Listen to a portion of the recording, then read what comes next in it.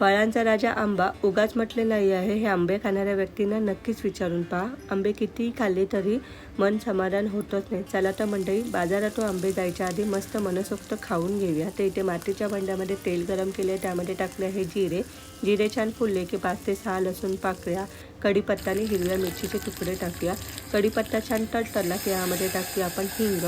इथे मी तूर डाळ, मूग डाळ समप्रमाणात घेऊन एक छोटा टोमॅटो टाकून कुकरला 3 शिट्ट्या काढून घेतलं होतं. ते वरण यामध्ये टाकूया. हळद आणि चवीपुरतं मीठ टाकून व्यवस्थित मिक्स करून झाकण ठेवून छान आपल्याला शिजू द्यायचं आहे. तयार आहे मस्त आपलं मूग डाळीचं घट्टसार वरण. वरून भरपूर सारं ओलं खोबरं टाकून गरमागरम इंद्रायणीचा भात, त्यावरती घट्टसार वरण आणि तुपाची धार. आहा हा, काय सुंदर बेत आहे.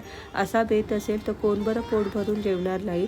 तुम्हाला आजचा व्हिडिओ आवडला की नाही हे मला कमेंट करून नक्की सांगा. आणि आजचा बेत पिल्लूला मात्र खूप आवडला.